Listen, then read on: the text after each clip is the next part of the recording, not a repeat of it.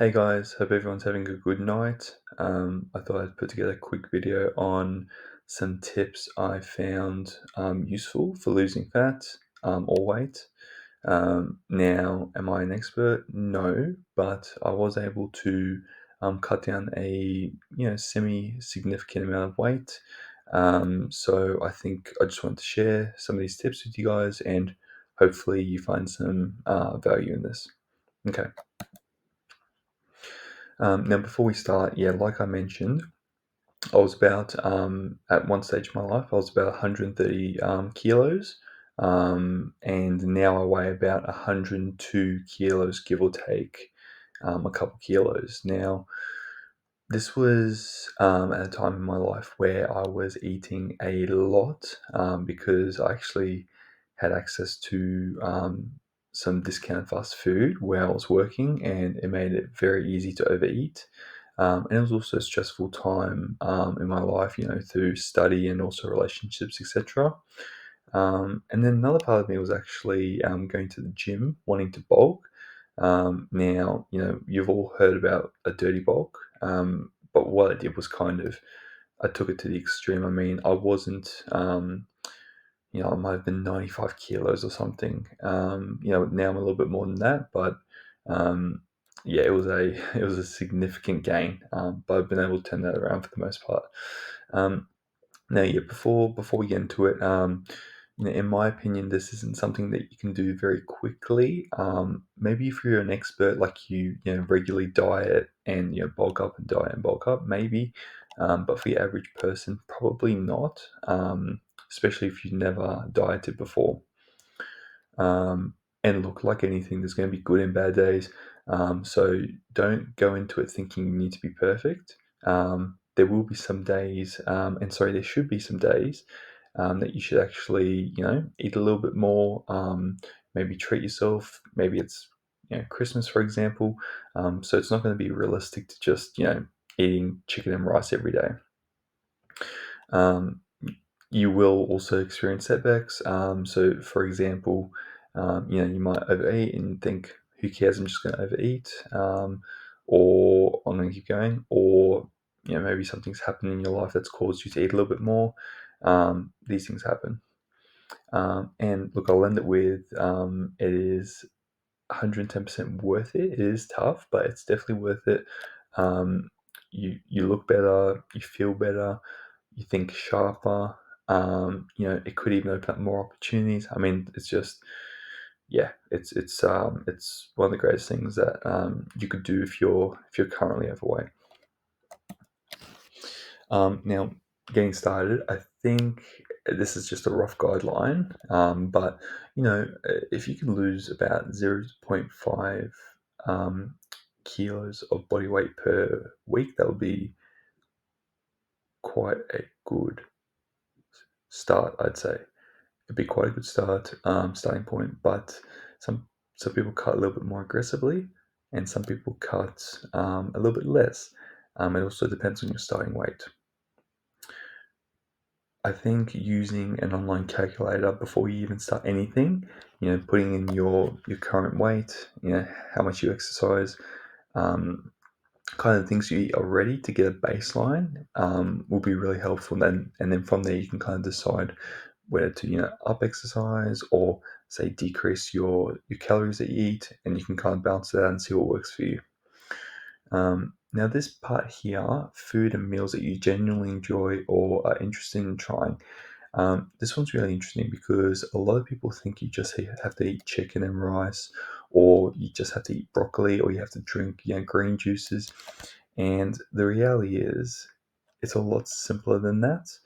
Um, but it is dependent on you. So, for example, some people really, they're really into the carnivore diet. Um, and that means that they're eating a lot of protein, which is awesome. For others, they want to eat some carbs, they want to eat rice, they want to eat pasta. Or some people are just vegan and they're entirely free from meat. It really just depends, but I think it needs to be a diet that you genuinely enjoy. Now, I'll get into this a little bit later, but you can have, for example, burgers and tacos and burritos. pizza. You can have all these things, but they just need to be done in a certain way that doesn't push you over your calorie deficit.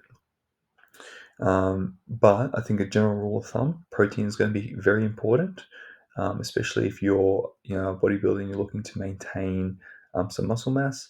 Or otherwise, I think just having some satiating foods, some high volume foods that can really fill you up. For example, some potatoes, oats, or fruit can be very useful in helping fight the hunger.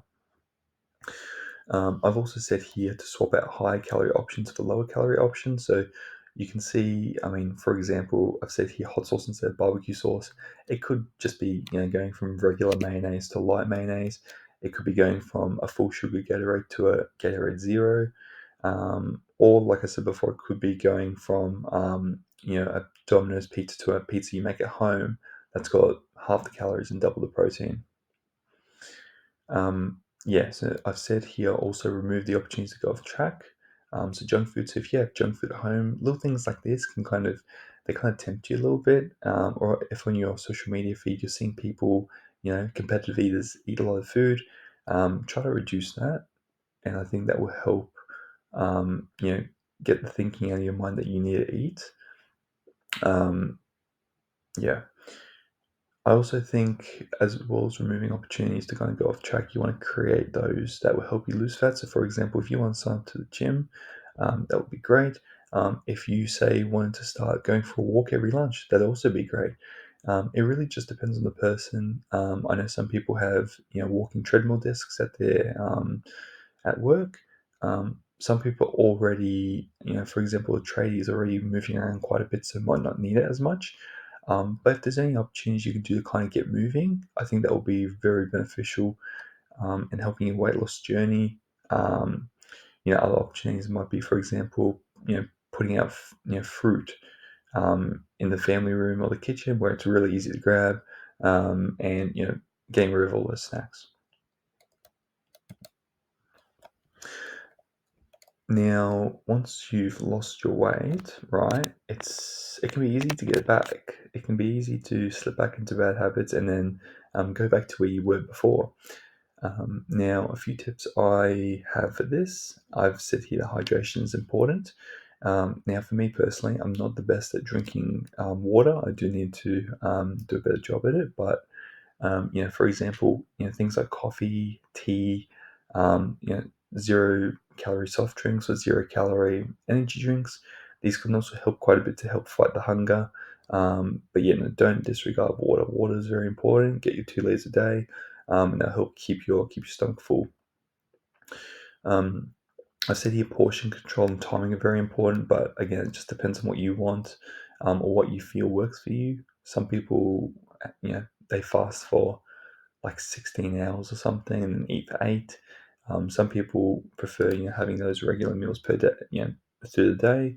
It just depends. But the biggest thing here, I think portion control is very important. Not many people talk about it, but if you're eating, a bunch of healthy tacos or a bunch of chicken and rice, you can gain fat from that. You can gain weight. So just keep that in mind that portion control is very important when it comes to this. Unless, of course, you're eating broccoli or something, you'll probably eat too much broccoli before you gain calories over it. I think, little things like incorporating walking daily are very important. They kind of help keep you accountable, and also they're easy to slip into your routine. They don't actually take a lot of time, but they can be super impactful over the long run. And challenges, I've said the Apple Fitness. I have an Apple Watch here. That's I'm not sure if you can see that, but it's got little health rings, and it kind of gives you prompts when you don't actually, when you're not exercising, when you're not standing, when you're sitting for too long. Little things like this really help kind of, in the back of your mind, keep the idea that you need to keep moving and not just sit there and, sit on your phone all day, eat junk food, to get up and get moving. So this has been, personally for me, very, very helpful. I think as well, people don't talk about this a lot, but obviously we have lives, and things can happen. For example, there might be stress at work, stress in the family, or you just might not be getting any sleep. Maybe you're living right next to a highway. I think things like this, if you can kind of do your best to manage this will also assist because it's very easy to say, poor me, this sucks, and then overeat. Um, and if it becomes a regular thing, you're kind of getting rid of all your progress. So don't let little things like this be the reason why you slip back into being overweight. And I think the last thing here that's very important, and I've said this previously, systems. I think creating systems that work really well for you, not habits, not routines, but systems, things that you can kind of set up to make sure you stay in track. For example, you know, um, a system for not going on your phone would be, or not going on your phone before bed, would be to have it charging on the other side of the room, right? If you set up a charger, like what I've done on the other side of the room, you're going to be less likely to use your phone at night because you need to actually get up and put it on the charger. And in that case, it'd be easier to just walk in, put it on the charger, and then go to bed. So systems will depend on the person, but for example, it could be having your Apple challenges set up to remind you. It could be going out with a coworker at lunch. You both go for a walk or a run. Or it could be something as simple as, every day when you go to the grocery store, you eat a little bit before you go to the grocery store so you're not hungry and looking for snacks. Little things like this, they can really kind of add up over time. But you want things that don't take up a lot of your mental energy, just easy things that you can kind of just integrate and they don't actually take a lot of time.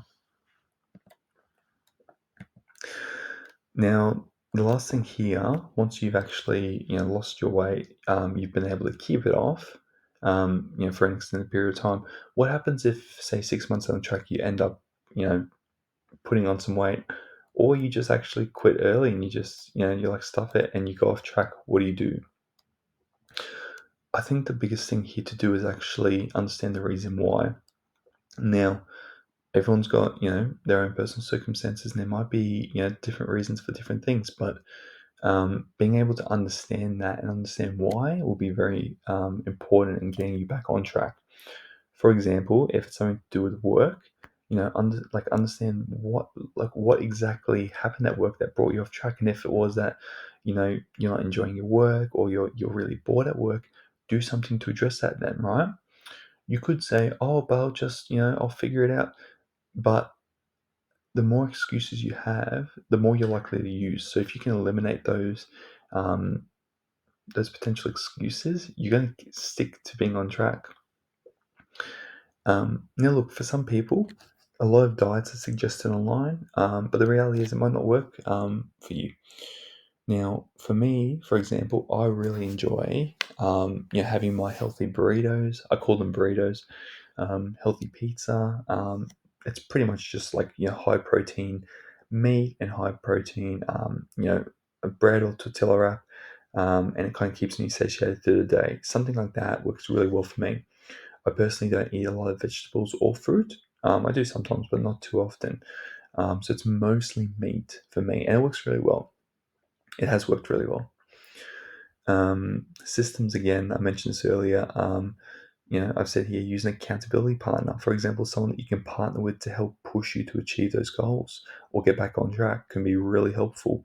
Whether they're paid, like a coach or a personal trainer, or whether someone just wanting to also lose weight themselves. Um, and yeah, I've said here there are experts that assist with both diet and exercise plans that you can find online. But if that's not an option, someone local or just a friend can also be someone to help you get back on track. And the final thing is, it is a long-term goal, like I mentioned at the start. So I would focus on the macro. Don't try and nitpick at the small little things. Think big picture. Don't worry if you gain a little bit, each day or you drop a little bit. Look at it week by week or maybe month by month. Look big picture because the reality is there's lots of variables day to day that will change things. If you've drunken too much water, if you've I don't know, had one splurge day, all these little things will kind of change things and make it seem, worse than it actually is. So you might not actually be off track, right? if you start measuring macro, big picture, you're probably, you're doing well. But don't get too tied up in the day to day. And yeah, that's it. So anyway, long story short, I just wanted to share some quick tips I found useful.